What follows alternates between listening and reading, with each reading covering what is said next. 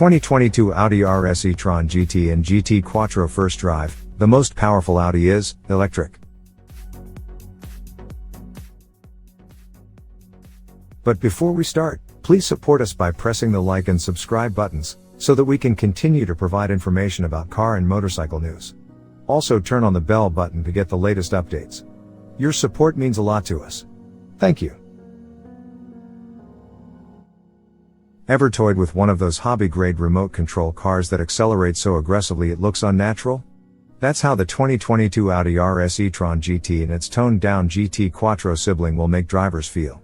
Audi's new electric halo car is a world-class grand tourer competing for a heavyweight title, and we think it has a real shot.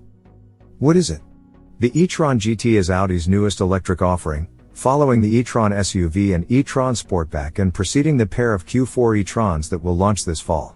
Audi says that E-Tron will come to have as much significance in the future for the brand as Quattro, Audi-speak for all-wheel drive, has had over the previous 4 decades. The GT shares its underpinnings with the Porsche Taycan. That means the E-Tron GT Quattro lines up with the Taycan 4S, and the sportier RS E-Tron GT matches up to the mighty Taycan Turbo. Preserving the Volkswagen Group hierarchy, there will be no Audi equivalent to the ultra-high-performance Taycan Turbo S. In both Audis, 2 electric motors, 1 front, 1 rear, power all 4 wheels, sourcing their electrons from a floor-mounted 93.4 kWh battery with its usable capacity limited to 83.7 kWh. Like in the Taycan, the front motor routes its power to the drive wheels through a single-speed transmission, while the rear motor relies on a 2-speed box in order to prevent performance from falling off at higher speeds.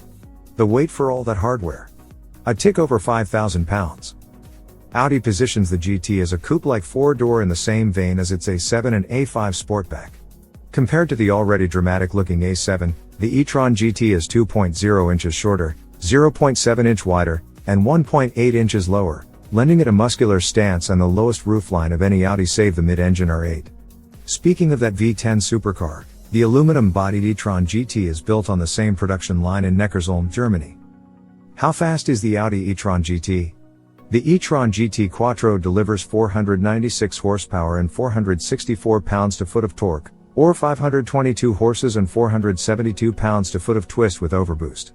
Opt for the RS, and those figures jump to 590-637ths of a horsepower and 612 pounds-to-foot. Looking at top speeds, the GT Quattro and RS are electronically limited to 152 and 155 miles per hour, respectively. But is the E-Tron GT as quick as a Tesla Model S or the aforementioned Taycan? Not quite. No vehicle completes the 0 to 60 sprint faster than the new Model S Plaid's 2.1 second run, and the Audi's Porsche equivalents, the 4S and Turbo, run the same test in a claimed 3.8 and 3.0 seconds, respectively. Audi 0 to 60 times for the GT read 3.9 and 3.1 seconds for the Quattro and RS. For the record, though, the figures for the RS may be on the conservative side. Audi brought us to a private airstrip in Agua Dulce, California, to experience 0 to 100 mile/hour launches, complete with manufacturer-supplied GPS tracking. The quickest 0 to 60 time on our 106-degree test day was in the 3.2 second range, but another journalist was said to have clocked a run in 2.9 seconds.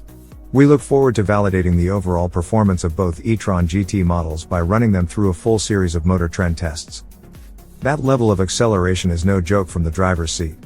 Launch control is a cinch, engage dynamic mode, turn off traction control, left foot on the brake, right foot on the accelerator, lift your left foot, and off you go. A 5,000-pound vehicle gathering speed this effortlessly is miraculous. The RS E-Tron slingshots off the line like a proper athlete, but it can't quite match the violent kick in the back you'd feel in a Tesla. You will, however, feel the rear transmission shift around 45 miles per hour. Whereas some EVs deliver prodigious torque off the line and die off at the top end, the E-Tron GT maintains its hustle well past 100 miles per hour. On-road impressions. We didn't only drive the E-Tron GT on an airstrip. Cruising up the highway toward the mountains, we had a chance to appreciate the near-complete lack of wind noise in the cabin. Tire noise is another story. There's a lot of it, especially on imperfect road surfaces or if you opt for the 21-inch wheels.